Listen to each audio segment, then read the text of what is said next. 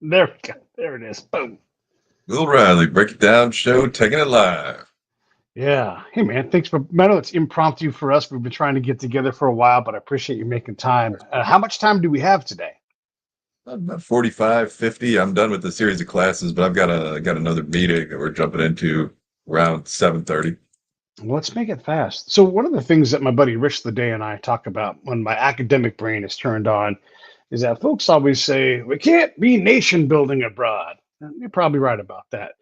But you can use your favor and you can state build and you can understand what a state is. And if you want to change it, where you're taking it from and to, we don't seem to be comfortable with that. And even now, I guess I'm going to be critical of this administration. They're shaking the state pretty hard. That makes people freak the fuck out. So, how much of this is chaos? How much of this change that President Trump is putting together? How much of it is purposeful chaos? I don't know. What's your read on this? Because some of the stuff that we're trying is going to blow up in our faces because that is the nature of the beast. Yeah, I think I talked to you and Brooks Crenshaw once about this on someone's program. I actually think that when Trump came in, I was really impressed by the lineup of stuff that he had ready to go. Like we've all been bosses, and I mean, he had 200 executive orders that did things like release waters from the western watersheds for ranchers instead of ski developments, which is something I've supported. I'm someone that's looked at buying land recently. I mean, just all this sort of stuff. And it was kind of like, yeah, go big guy, go. Like it was pretty functional stuff. But since then, there's been all this kind of just Trumpian kind of horse shit where there's a proposal today. Some congressman wants to put big Trump on the $100 bill. And there are all these people kind of slobbing him down online, like, yeah, big guy, no one deserves it as much as you do. You're kind of getting into the morass with that again. And I'm wondering what's happening with wall funding. There's a proposal to make English the country's national language, which I, tepidly support, but I don't really think is a major issue. I Right. don't know any Black or Hispanic businessmen that don't speak English. So, I mean, it seems like there's been a little loss of momentum, but he's done well. I mean, the anti DEI stuff is going well. There's still definitely some good initiatives out there. Yeah, and some of this fixes itself. I mean, I'm positive the Oscars didn't have the same ratings it had in 1985, 40 years ago, right? And so these things change and they evolve. Some of this stuff is self-correcting. When Illinois has bad policy, businesses leave Illinois. You and I both know Morton Salt institution in Illinois. If they continue to make it hard to do business there, Morton Salt is going to break almost 200 years of tradition, and they're going to go move to wherever the fuck wants them. And so a state's got to act like it wants businesses to stay. Yeah, I think so. I mean, I think that Chicago and to only a slightly greater extent New York, because I mean, Chicago land with 11 or 12 million people is almost as big as the New York metro with 18 million people. But those cities have been arrogant for a very long time. Like no one's going to leave Brooklyn. And we kind of see that that's not true. Like when you combine very high taxes with a very high crime rate, Yeah. I mean, a couple years ago, after George Floyd, peace be upon him, we saw murders soar back up over 20,000 in a year. That's a 1992 rate. We saw Illinois lose about 200,000 people. We saw New York City lose about 400,000 people. And it's important to realize that without like the off island portion of New York City or without Chicago, I mean, both those states would be like Arkansas tier states. Those giant cities aren't going to leave, but there's not necessarily much. You don't need much else, but there's not necessarily much else there in the way of a friendly business climate. I mean, I guess there's Springfield in Illinois. I've done a lot of business in Illinois. It's not inherently a business friendly state. Southern Illinois is one of the more economically depressed regions of the country. You know, Yeah. so yeah, just charging these crazy taxes and offering a high crime, violent environment, it's not going to work. In New York, they're actually doing this crazy congestion pricing stuff, right? Where like you get charged to drive downtown. That even in Chicago, I mean, we're not quite up there with the Big Brother on this one yet. We're not doing that. It costs $9 to drive into downtown New York. So if you come in with the family to see a show, it's like you hit one of the bridges, it's $9, and then you get hit central downtown. So New York, as you know, is like up to it's the downtown, which is the central business district. And the downtown's about on par with Chicago's, bigger than LA's. But then they have Midtown, which is the theaters and the restaurants and great shops. And that's about it. I mean, that's why they're the largest of the 3 or 4 great cities in the country. And then they have Uptown, which is Harlem, which fewer people go to, which is also an impressive, mostly minority business district. But I mean, like, I think if you go to 111, that would be $27 just to drive through the city. So, and I wouldn't be Yeah. surprised if they have lesser fees to go out to Brooklyn and Queens and to go into their metro district. So, I mean, if you can avoid that, a lot of people are going to avoid that. Like the average person who's working as a junior sales executive in one of these businesses, I don't have $50 just to drive into the fucking city. And then Yeah. how much does it Yeah. cost to park? $40? I mean, like Yeah. people are going to avoid that as much as they can. This is interesting. I'm going to be having Charles Mann on the show. Charles, he's a investigative journalist slash academic, and one of the things the folks who promote things like YIMBYs and all of these kind of like let's urbanize things, they don't understand how multiple systems have to go together, and they tend to just go authoritarian when they don't get their way. When rigor shows up, well, they don't like that. They don't like rigor at the party. They get mad about having to build consensus, and so like of course we're going to have law enforcement via video camera. Of course, we're going to paint more things on the ground to provide more context that you have to understand. If you're from out of town and you've got a bus lane painted on the ground, how in the hell are you supposed to know, like, when you can drive somewhere, when you can? I mean, there are so many signs, right? Like, I'm spending most of my time trying not to, break a law that it's very hard. And I'm being dramatic, right? But it's not untrue. Like, you park in San Francisco, you have to really study the signs because there's 3, 4, 5 sometimes parking signs for the same area if you can find parking. And so if you disincentivize any kind of consumption in that area and the crime is bad, like, oh, I'm going to be on foot, and or if I'm in the city, I have to in San Francisco, I have to roll my windows down so the criminals can just reach in the car instead of having to get my window busted out. These things don't go to a healthy place. I can understand if there's a lot of demand, but you're going to crush your demand. And for what? So people can ride a bus? People don't want to ride the bus. And I think this is Pete talking about numbers. The numbers show as soon as anybody gets a raise, they try to stop using public transit if at all possible. They just get the fuck off the bus and the train. You're not going to find a 20-year-old mom saying, "Oh, I love riding on the bus. I feel so safe. It's the best thing ever." So all of these things go together to make these policies. They just go in one direction, not just the stick, but the expensive stick. You got the stick, but I have to pay you for the right for you to smack me with it. There's a dollar. There's a dollar. Oh, ow! Thanks, master. It's like terrible. I mean, I think there's a deep point there about what's wrong with YIMBYism. I think underlying some of the banter and other stuff. I mean, YIMBYs refuse to discuss this in depth, but the issue with YIMBYism, for those that don't know, watching the show, YIMBY means yes in my backyard. It's the movement of like young yuppies that want to build. And they actually have a real point. Like they look at cities like Austin, where you see a lot of new housing going up, a lot of condo buildings, a lot of working class housing, like those stucco 8 to 10 story non-project buildings. And they say, well, the cost of housing is going down. The city looks pretty nice. Why doesn't every city do that? The problem with this is that for YIMBYism to work, there have to be preconditions that are met. Like there have to be sidewalks so that people can walk around in these neighborhoods. But beyond that, there has to be like less crime.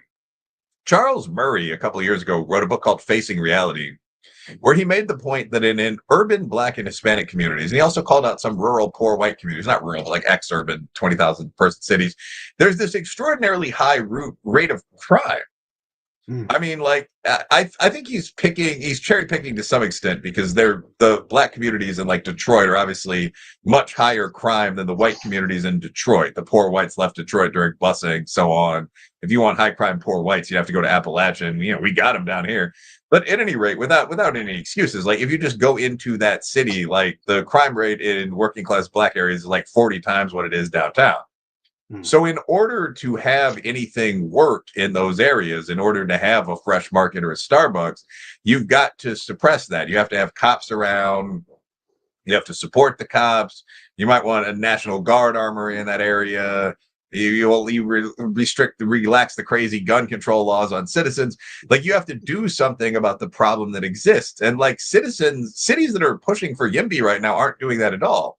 So yeah, you have like this piss-covered public transportation. Like if you've ever been on the trains, at least in Chicago, we keep them clean. But in like Seattle, there are people sleeping on them. And it's not like there's one homeless guy passed out sitting in his seat. It's like there are people sleeping across a row of those cage-like seats they use with like a pillow and a blanket and like boxes set up around them.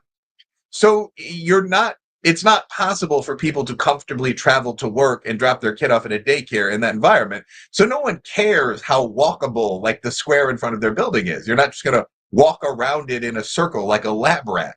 So an honest discussion of all that is needed before you can say anything about like, yes, in my backyard. Yeah, There's a yeah. guy living in your backyard. And it's living on Like, your in your car, like your bus, whatever it is. Yeah. yeah, like what kind of like rape victim shit? And I'm not making fun at all of women who've been sexually assaulted, but like what Of kind of course. like rape invitational stuff is this where you're saying like, you don't want him to hurt you, so you're going to roll down your windows, open up your trunk so that thieves can break into your car. It's literally like, look how she was dressed. What you need to do is put up a sign saying, like, we invested $800 in Arlo cameras. Like, thieves in this area will be prosecuted. They'll be physically assaulted by security if they're seen in this area again. And then you have fewer thieves. You can't just say, be aware there's a high rate of theft. That's some South Africa stuff. Yeah. People are going to just take over the security of their own houses. And the last thing they're going to want is more people nearby. Yeah. Well, and again, like that's Weber comes back in and he's like, if the state won't be the state, the people will. Yeah, And they'll do things like exactly. they Yeah. did in South Africa, where like I have flamethrowers on the side of my car. Shit like that happens. That's part of the challenge with the YIMBY thing. The other thing is if you don't build consensus, there's a lot of old towns that have old problems and they have old people, and so they don't want a whole lot of change, and they own these houses and they have rights. And one of the things that's great about California is, everybody has rights, and every organization can go to court. You can have your day in court. Makes it hard to advance things, kind of ossifies where the state is at, but if the good folks in fill in the blank beachside town don't want a bunch of high rise things there because they already struggle with traffic, on their scale, they already struggle with fresh water, they already struggle with sewer, they already struggle, with all these things. Well, they get to say, we don't want that here. And it's not my backyard. It's just we have a very nice town. We don't want it to change. And is that a good way forward? I don't know. But they have the right to say, we own these homes. We don't want you to devalue them. There's a thing that happens in Berkeley, right? Berkeley's a mess, Berkeley, California. Yeah. The city is like, hey, we're kind of maxed out right now. We can't administer what we have. And so and I always say, like, Berkeley is the most tolerant city in the world, right? And so you have these people that are anti-government there, right? Even though it's their own people doing their own kind of government thing, they get mad at them. They avoid the government. They do things like not get permits. And so they're struggling with some of these basic things like too much traffic, not enough streets, not enough parking, not enough. And then UC Berkeley's like, congratulations, 10,000 new students, more than we ever had before. And so the city's like, please stop packing us in. We have nowhere to go. And then when they do try to build something, oh, heaven forbid. And then all the protesters come out and the court cases happen. And so it's just this crazy mix of people who are fighting with each other. So again, instead of being this liberal progressive place, it becomes a very conservative place. Not that they're Republicans, but they don't want change because they all fight each other over who gets to make the change. Mm-hmm. Yeah. Is there a way out of that pickle? I mean, how does Berkeley move forward without just becoming a Frankenstein hodgepodge of bad policy compromises? Or is that just the nature of things with cities? Maybe that's the norm. I'm not sure that a lot of very liberal mid-sized cities can easily move through kind of the weird place that they've put themselves. At some point, they'll have to, probably. I think immigration actually might play a big role here. I mean, when you look at Berkeley, there was a massive working class Hispanic migration into Berkeley, as I understand. I'm not a Californian, but I have friends whose dads and uncles have moved out there. A lot of Asian migration into Silicon Valley, into SoCal, and so on. And I think at a certain point, like a lot of these people are just going to start saying, we lean a little left politically, but we don't agree with any of this nonsense. Like, we don't think there are 14 sexes. We don't think that you should be allowed to, live outside under an overturned bathtub. We don't believe in any of this. And we can't help but noticing that most of these people are able-bodied, white or black, English-speaking Americans that are like shitting on the street. Like, I don't see why I should feel guilty about this at all. And that might be one of the things that drives these people toward normalcy. Berkeley in particular, though, has been crazy for a long time. Like, again, I'm not from California, but like the idea that there were like crazy hobos living near Sproul down there by UCLA or UC Berkeley is, I mean, that's been known for everyone for a big city for a while. Like, you'd go out there to date girls or listen to a speech, and there'd be people eating hummus with, whatever, talking about they were Jesus. I mean, just the craziest people in the world. I mean, so I think they have a very high tolerance for that. At a certain point, I don't think it's sustainable, Right. but I don't know whether they've reached that point yet. I do think a lot of other cities have reached that point, like San Francisco. I mean, one of the things that was always weird about them was that their tenderloin, like their, you know, physically reeking prostitution area was always right near their downtown business and tech strip. And, there's some awkward reasons for why that probably was. But at this point, it's getting to a point where that's probably not physically sustainable. Right. Yeah. So, throughout history, you've seen this where like the virtuous women of the city have gone in with bowling, rolling pins and cleaned stuff up. I think a lot of U.S. cities are getting kind of close to that point. You're seeing like guardian angels, vigilantes from the 1960s show up in New York with like brick bats and they're riding the trains. So you are seeing a shift against this kind of extremism. Yeah, yeah. And by the way, the Tenderloin is in between Nob Hill, where all the wealthy knobs live. Yeah, and the financial district, right? And so those guys just walk up the hill and get their takeout and go do whatever they're going to do. So it is a curious but I guess essential thing from the olden times. The other thing that's interesting to me is just pulling back now and looking at Trump policy stuff. We have war is changing all the time, and it's gone forward so fast that I don't want to say aircraft carriers are obsolete, but in our lifetime they will become obsolete, and that it just won't make sense to build $1 trillion ship to have it sunk by a bunch of robots, right? That just doesn't follow. So, as we're looking at securing the Panama Canal and we're looking at firming up Tierra del Fuego and all the Northern Passage, this stuff matters, right? And so, if we don't take these proactive approaches and increase our partnership with places like Canada, Argentina, that kind of thing, well, then we're really asking for China to take these advantages that we would have to fight like demons to get back, should that happen. And so people they get uncomfortable about this much. Look, we're the big dog, right? And sometimes the big dog gets its way. And so when we look at Canada and like, hey, we're going to have to get along, but there's going to be new terms. Ultimately, they're going to move our way because they sort of have to, right? But it makes folks uncomfortable. Again, is this Trumpian nonsense? Am I being crazy about this hemispheric defense plan? What do you think? Uh, no, I mean, well, what exactly are you asking? Like, what would be the crazy part? Well, there's folks uncomfortable about it. They are unsure of what's going to happen next, right? They don't like, Trump brings with him a lot of baggage. And so when his baggage shows up, people freak out, right? And so they're already freaked out. He could show up and just say nothing, and then a good portion of the nation is going to lose their minds. And yet we still have to do these military maneuvers, these strategic things where we establish like, hey, this is how we're going to protect everybody, including our allies. Yeah, I mean, in terms of a hemispheric defense plan, I don't. So I actually have some real questions about what Trump's military defense strategy for the USA looks like. Mm, So I think it's actually become really controversial in recent years to be a normal thing, sort of. So, like, if you're a traditional man and you say, I want to date someone who is fully legally equal but mildly submissive, and I want to pay most of the bills and do my job as a guy, like everyone from feminist to Andrew Tate is like, let me tell you why you're wrong. I mean, if you say, I don't have any problem being kind of a nerdy dad, everyone freaks out. And similarly, when you go into the public sphere, if you say, well, I am kind of a neocon, I like the USA being number one in the world, I like us being the big hoss. And that means that we kind of have to pull our weight on the sleigh.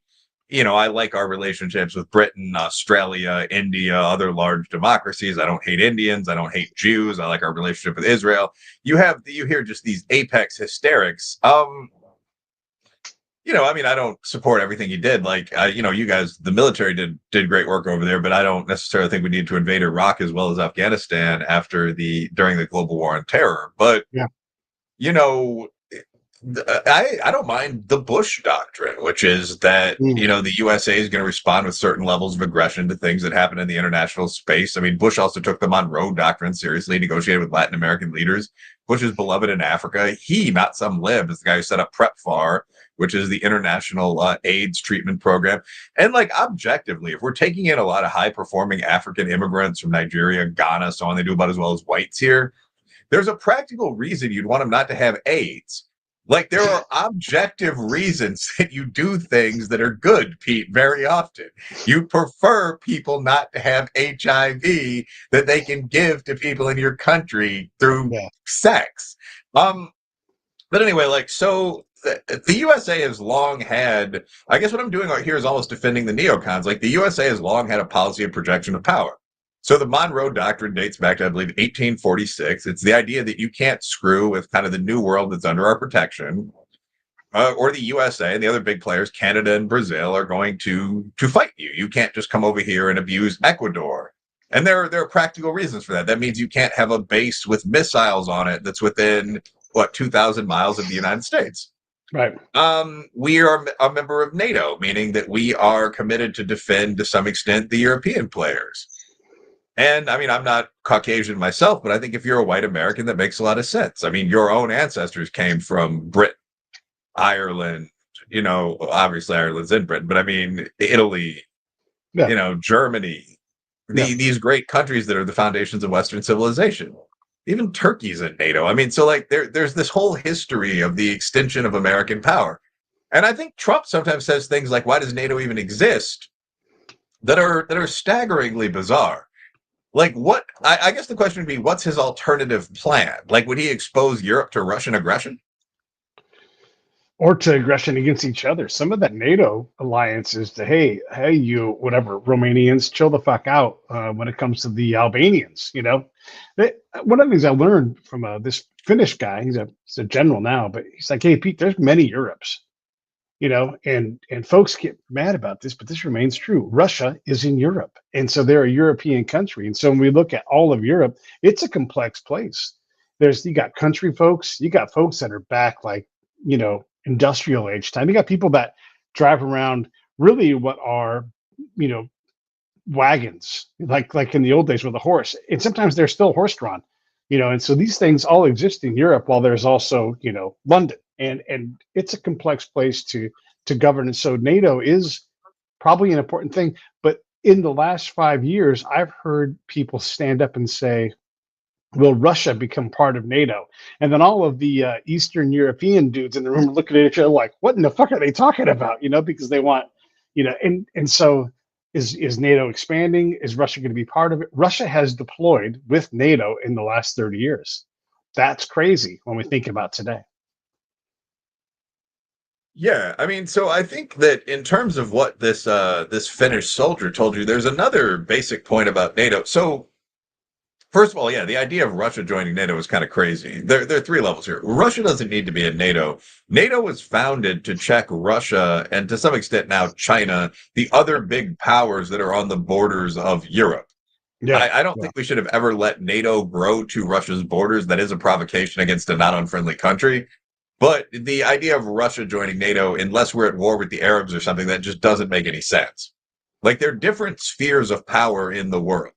And Mm, I like the idea of the United States as part of the Western sphere of power. I don't mind the idea that the Western sphere of power is now letting in more high performing blacks from like Nigeria. I mean, as long as we regulate immigration, control rape, and all that, I kind of like that actually. I don't mind the idea that the Western sphere of power is, moderating its perspective on this or that. But the Western sphere of power is a very coherent idea. By the way, I'm not yeah, suggesting that immigrants from whatever country are more inclined to be rapists or murderers. That's an issue when you bring in a bunch of young men that aren't right. from your society. You have to discipline that. But anyway, so like, I mean, the Western sphere, what's that? You've got Europe, you've got the Five Eyes, you've got America. Then you've got Eastern Europe, which is the Slavs, basically. I mean, you've got Russia, you've got Ukraine, which is like Russia's leg in Russian terms.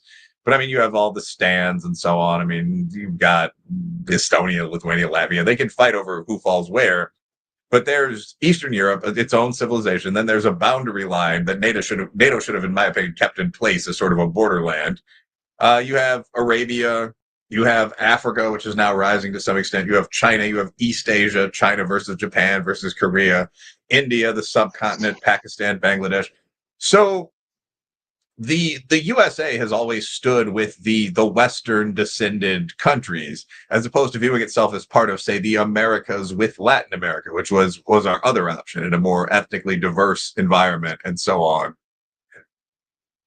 And I don't see why we would stop doing that. So point one, I mean, NATO has a really specifically defined mission. It's the striking arm of the West defined in the fashion I just gave. The Eastern Europeans, the Slavs, had their own thing, the Warsaw Pact, which collapsed versus NATO and NORAD during the Cold War. But there's no real reason you couldn't restore most of that, honestly, just with a group of independent countries. And I mean, there are other opponents to NATO that are on the rise. I mean, the large multinational terrorist groups, the cartels, China, so on down the line. I don't see any reason to abandon NATO. But I'm kind of rambling here. The point is that Trump doesn't actually seem to like this alliance very much. He seems to spend a lot more time talking with sort of semi-dictatorial figures around the world. Um, Putin, Modi, even Zelensky is not a member of NATO and can be described as a quasi-dictatorial figure. Sure. So there's not a lot of time that Trump really spends just hanging out with Macron at Camp David talking about strengthening American European ties. What are we going to do to honor the men who fell at Normandy? When am I going to go to the Champs-Élysées, if I have that correct, and so on down the line? He should probably do a little more of that. Like, America is part of that world. I mean, it's the Americans, the Europeans, the Canadians. If you want to create another world, you have to be very explicit about that, because I don't really think there's any potential for like an American Slavic alliance, really. I mean, it would have to be the Americas or something. There'd have to be another coherent alliance that would offer itself as an alternative for me to get rid of something like NATO. Yeah, like what replaces it? Yeah, that's a great point in terms of getting out. And look, he's also the guy that said, "Hey, if we're going to be part of this, you guys got to meet your end of the deal." That's contractually, like, we laid it out in the agreement, and so he's done a lot of work there. And I guess maybe some of that is just he's like not going to pay attention to folks who aren't holding up their end of the bargain. He's always big on the deal. I'm not really sure about that.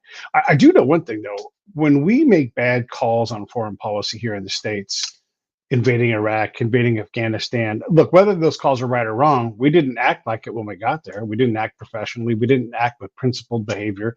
And so we ended up with these bad values. And the next time we interfere openly with someone's election is not going to be the first or last time.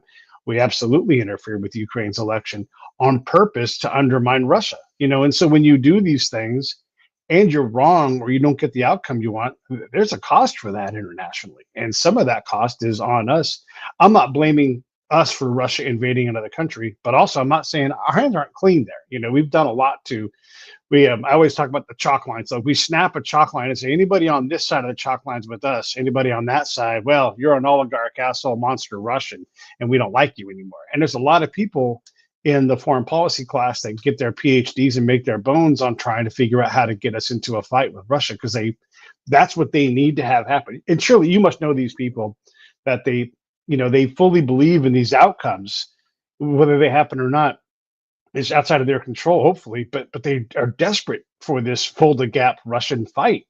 And then we get it, and it's like, why did we do all this? And now, either we up the ante and escalate this thing and knock Russia back to war borders, or Ukraine is forced to do what they were always going to have to do: settle with whatever the two bigger partners say that they're going to have to settle with. They don't have a dog. Zelensky really doesn't have any cards. He's in a lot of trouble back home. He has been absolutely corrupt. He is undermined, and he's not been the best person. I know he's had his Forbes article and all these kind of, pieces to make us like him and everything. I'm not saying he's not a likable guy. I'm not saying he's not funny, but he also has taken a lot of advantage, and he is the pseudo dictatorial type person that does not have an out. There's not a good off ramp for him, because once the war is over, he's no longer going to be a person of interest to anybody, and he could even disappear. Yeah, I mean, that last line's funny and a bit depressing. I mean, that's what happens in Eastern European retail politics very often. I mean, if you remember that guy who magically flew out of a window in Russia, fifth story, the window was locked, or that other guy was poisoned during dinner by Vladimir Putin after insulting him and so on. I mean, it's a tough business over there. Yeah. But yeah, I mean, I think that there's a lot there. First of all, I don't understand why the U.S. foreign policy apparatus often seems to want us to fight specifically Russia. Yeah. I think it's one of those weird hangovers from the Cold War. I mean, so I like the fact that the USA is part of the Western Alliance. I think I've said that. I've said that pretty coherently. Like, I think it should be the USA. Latin America is kind of a little brother partner, and they're a big little brother now with Brazil and all that. We can't mock them, but they're Right. they're kind of to the side. They're like our other close ally. But I mean, you've got Britain, France, Italy, all those people. I have nothing wrong with our alliance with the traditional sort of white European countries. That's the ancestral stock for most people, including half of me. So, okay, we got them. And we'll accept the Turks and whoever else they let into their alliance. It is their alliance, right?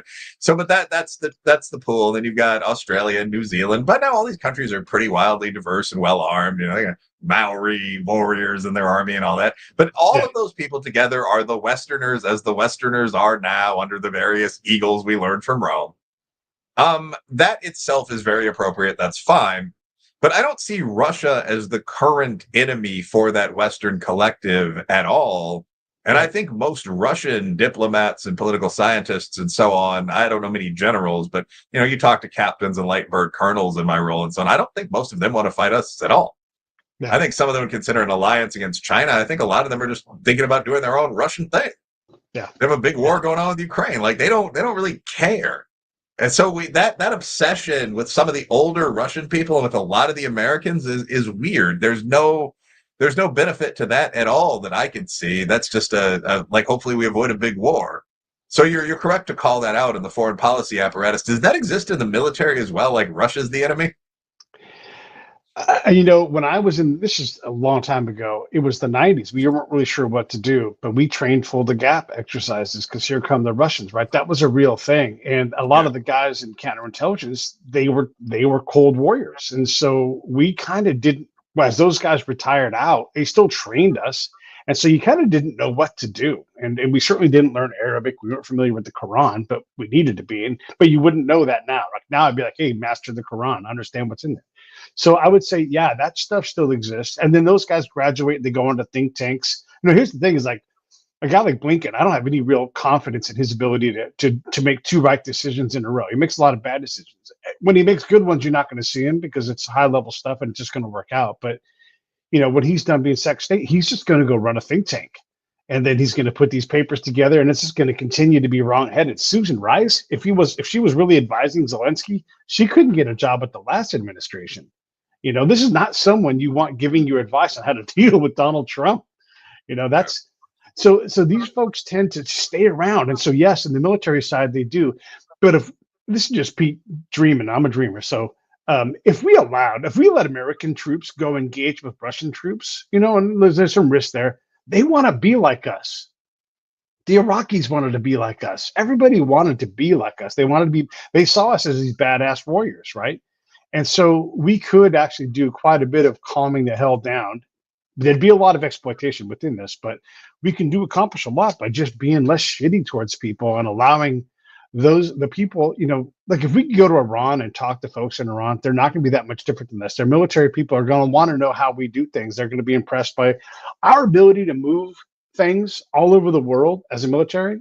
It's the envy of every military in the world. Of course, they want to know how to jump out of airplanes and how we shoot weapons so well. They want all that stuff, but we don't.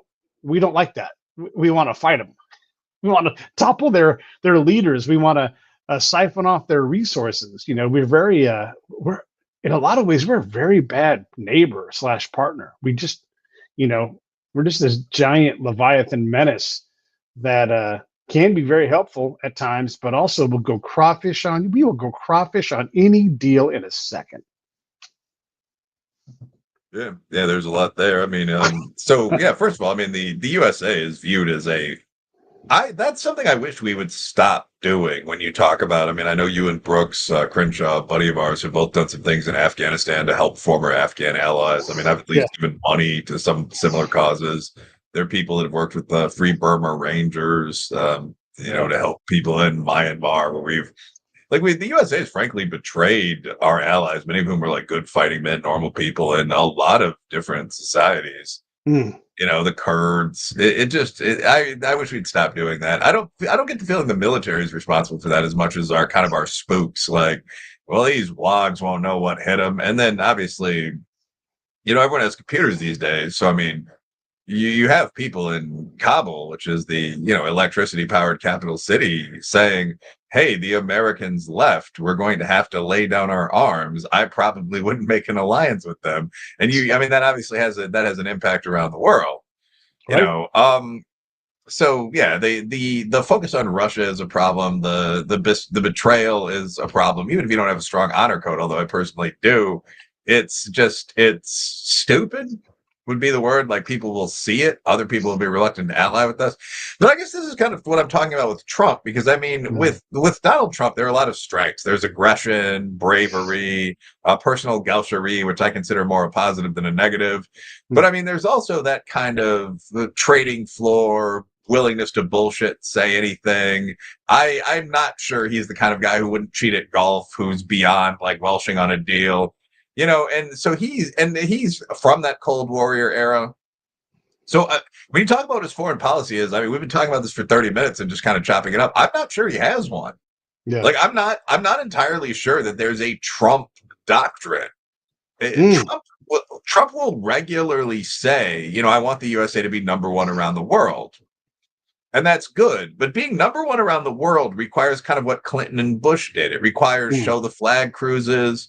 It requires formal deals with other countries. It requires providing 40% of the men or more on NATO missions and strikes.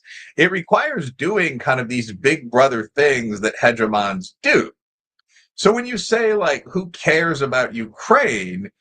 Like, if Ukraine loses the war and Russian tanks roll into Kyiv, it's not a defeat for America per se, but it is the case that one of our allies just lost a major war with a million dead on either side.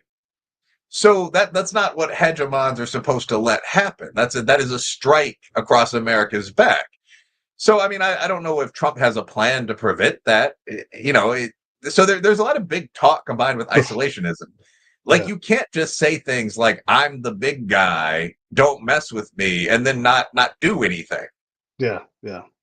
I don't know that isolation is even a possibility for us. We're going to focus more on home stuff if we follow what he's saying so far. But you're right. It's, you know, we should have hit back hard right away. And we certainly don't want to make Russia so weak through all these different measures to make the war stop that they are wobbling. Because a wobbling Russia is more dangerous than a fighting Russia, because now it's a big place to govern and they have nuclear weapons, and so there's a problem. I wanted to add this note real quick, too. Part of the Bush doctrine was that freedom was a universal value. And that probably is true, except for how does each country, each tribe, each sect define what freedom is? Because I talked to a dude in Iraq and he's like, yeah, my daughter was on the roof of my house and I beat her last night because she was up there for too long. I'm like, man, that's not freedom. And he's like, that's freedom around here. You don't stand out for being a slut around here. And she wasn't being a slut.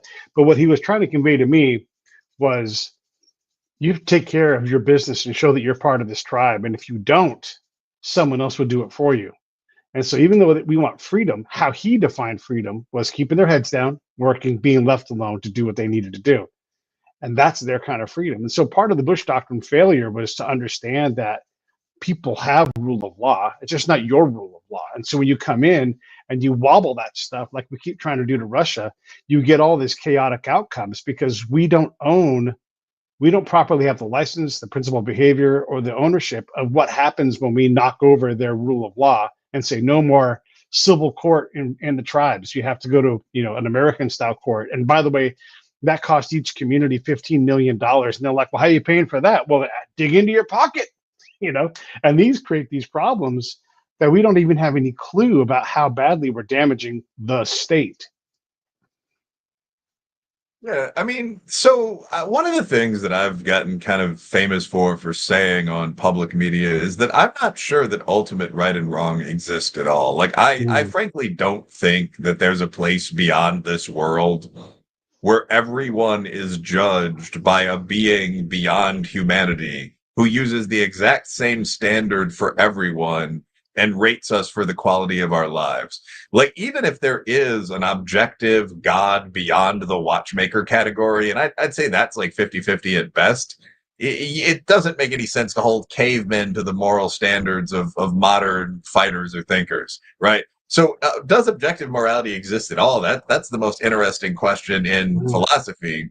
Anthropologists only find 10 or 12 things that are shared across all humans. Don't eat children and that kind of thing. And like, if you ask me those, where are you capable of raping and eating a child? Oh, no. I mean, what's wrong with you? But like everything Yeah, else, challenging another fighting man to a duel and killing him, like, yeah, sure. But so within the 99.8% of other things, though, you find one, there probably is no ultimate standard at all. But two, if there is, the standards vary dramatically across societies. Like, it sure. might be useful just to compare five highly civilized, honorable societies, like the Romans, the Japanese today, the Arabs today, the Aztecs, and us. Like, no one would say any of these people are dirty barbarians, but there obviously is an extreme variance among what they tolerated. The Aztecs, for a brief period when they ran out of meat animals, actually tolerated cannibalism. But they had Right. different gods. They had different, and when they did it. I mean, they're killing 60,000 people a year. I mean, it's going hard. Delicious. But I mean, like, but more seriously, I mean, there were different gods, there were different traditions, different views on consensual dueling, different views on war, different views on the torture of battle captives, different views on the role of women, drugs, and all of these societies were advanced to the point where they had sophisticated philosophies that are very defensible that explain these things. I mean, there's no denying there was Roman and Greek philosophy, Mesoamerican philosophy. I mean, so it's just, I don't think that everyone necessarily wants the same thing. I do think Right. you can say some cultures are better than others. Like, I think you can sit everyone down and get them to agree to a basic code of things, like the pre-woke UN Declaration of Human Rights, was it 1950? Like, everyone has the right to potable water, no rape, no marriage under 12. Like, they came up with the basic 100 for people. Are there cultures that will get you to that point better than other cultures will? I think the answer is obviously yes. Yeah. Like, is modern Western culture one of the better, like the top two or three ever? Maybe Chinese culture can rival. Yes. So I think that's where you kind of break out of the philosophical logjam. Like, are we better than the Maya? Yes, we know how to use metal other than copper. So that's where the reality kicks in. But I guess what I'm saying here, ultimate morality, debatable, moral standards the same across all cultures, obviously not. Um, so do all people want the same things? I think all people want broad, within two confidence intervals, similar things. So all people want attractive, sexually available female partners if they're men or something. But that means something very different to a modern Arab man, where it seems to mean like, my wife lets me do it literally anything I want, than it does to a modern Westerner, like, yeah, we sleep together when we both want to, and I take her out to dinner. I think the second is much healthier, Mm. but there's a major gap between those two things, and that's kind of what you're talking about with freedom. Like, the Yeah. idea that you have freedom from the chief beating you is very different from the idea that you have freedom to express yourself in any silly ass way you want to. And Right. I think that throughout history, most people have kind of meant freedom in the first sense. Like, I have freedom to work my land, train with my arms. I can be a young man or woman, as long as, when you said don't be a slut, as long as you're not a slut or a thief or 100 other things. But like, do Right. you have freedom to walk down the street naked, which you do in the USA and California? No, you don't have that freedom in Pashtun society. So No. that's where there's a dispute between cultures. Yeah. And for sure, I've talked to the people, that I've met along the way, and they'll say things like, "Oh, you guys, look, we don't have the kind of divorce problems you have. Our daughters are in great shape at 25 years old." And so they bring out these obvious truths to them. And when we try to, and I'll say the word inculturate, when we try to inculcate people who come to our country, that stuff is hard. It is hard to understand, how you get someone to fully port over from a Sharia law centered or a Sharia law adjacent kind of governance, right, to something else. They've got to learn how to be comfortable with that. One of the biggest problems in Iraq with the court system was, and we couldn't get cases to reliably go through. We couldn't get, evidence packets to go through the crime lab. both sides would say, we don't know how that system works. We can explain it to you, but we don't know how, like, what happens, the outcomes. How long is my kid going to be in jail? 20 years. I'm not going to risk that. I'm going to go through the tribal system because I know and I'm comfortable with that. I may not like the outcome, but I'm not going to be surprised. I'm not going to have something bad happen because someone lies. I don't trust anybody. I don't trust fingerprints. I heard all these things, and yet we were desperate to set in rule of law for these places because I don't know. That's our rule. And so that cultural gap, whether you're in it or it's brought to you, it's always there. And we tend to focus on empathy, but really CQ is the stronger thing to understand, is how to withstand and bring people into a culture and also absorb theirs as well. Yeah, another point there also with a lot of these things, I don't think so. Like with the cultures I listed, like the Romans, the Japanese, the Arabs, the Aztecs, and us, I would view at least four of those us, the Japanese, the Romans, although their taste in entertainment was a little primitive, but maybe the Arabs, I would view them all as rough equivalents. So Mm, I mean, when you say like, is one of those better than the others? I mean, the Japanese. I mean, like, it's very difficult to make that claim. I'd mm, rank us and the Japanese a little tiny bit above the Romans, and then a tiny bit above the Arabs. Then the Aztecs, 8 people, so they fall off a little bit. That's a negative. That's a strike. But I mean, often when you're talking about this, you're not talking about good versus evil. You're talking mm, about cultural disagreements in terms of performative systems. So like the Arab situation where you're talking about like what happens if a boy and a girl have consensual sex, but that's banned in that society, or even if there is a rape, but it's not particularly forcible, and the girl, the couple, or whatever, there's a potential marriage after that or yeah. something, or there's a fist fight between two males, like these kind of things. In the tribal system, like a guy might get, I'm going to use an Asian example, might get hit 10 times with a cane, and then the family would be left to work out the issue with the girl's family or the family of the other brawler. We might view that as primitive, but in fact, what would then happen is that some reasonable solution would probably be reached. Right. Um, Yeah. Certainly in the brawling case, I might view that as very uncivilized in a sexual assault case, but like, I don't think it's better to sentence someone to 10 years in prison for a fist fight than to hit him on the ass 10 times with a big stick, have him lay in a bed for a week, and then have him get up and go back to work as a baker, actually. So Yeah. the Yeah. insistence that our model works better than any other model all the time is actually a Western problem. And Yeah. that I imagine was one of the things when we went into this other long civilized society. We're standing in downtown Baghdad telling these people, well, no, what you've done could never work. And you're looking up at like, the mosque of the wife of Caliph Aman al Ramanan Nuda, who put it up when both of our ancestors were, climbing trees. And Oh it's my like, God. I Yeah. don't really believe that's necessarily all that accurate, Pete. Yeah.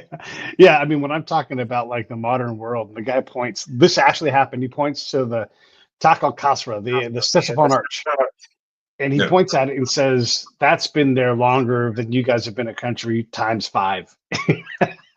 Like, well, there you go. That was the capital, So listen, I've had you for 45 minutes. I don't want to take any more of your time, but it's If I always a can make great one chat. one comment there, Please. that's something that civilized quote unquote people of color have said very often during kind of the old wars against the whites. Like, okay, you guys have the new gunpowder weapons that you got from the Chinese right now, but like you understand that in 200 years we'll beat you, and then in 300 years you'll beat us.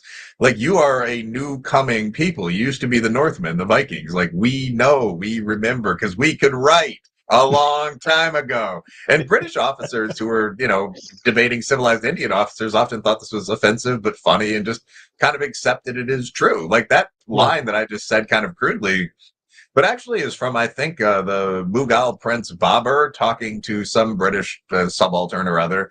But it literally was like, when, my people were fighting Iskander the Great, Iskander of the Golden Hand, yours were swinging from trees.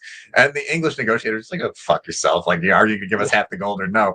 But there's some accuracy to that. Like, you can point at, like, the Taj Mahal. That's relatively recent.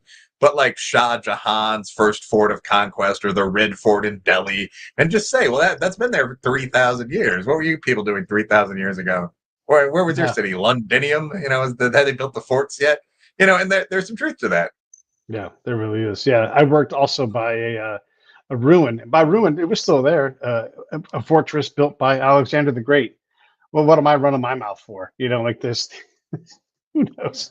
Anyhow, listen, well, I appreciate you coming on. Anything in closing before I wrap this up? No, not well. Actually, I think I would build on that for 1 second. I mean, I think it's important for people. It's very important to remember that our modern Western perspective on morality and logic is reasonably valid, but it's not the perspective on morality or logic that any humans have had for any period of history prior to 1954. So everyone before that who did think there was, say, a duty for your marital partner to sleep with you was not a lunatic rapist, although we might not like the system they came up with. Everyone who did think before that time that there was a duty for men to fight in war was not a, what would the term be, misandrist? Sure. Everyone before that point who did believe passionately in the gods of their various peoples was not an anti-scientific primitive rube. You can't just simply condemn all of human history before your own era, a relatively unimpressive one, by the way, looking from Jimmy Carter to Barack Obama to the fire, because they didn't think exactly like you. That's worth remembering. I mean, when you ride past like the Lashkars that Iskander of the Golden Hand put up across the Middle East, you realize that there have been people conquering and building often better than we do for a very, very long time. And it's always worth Yeah. keeping that in mind.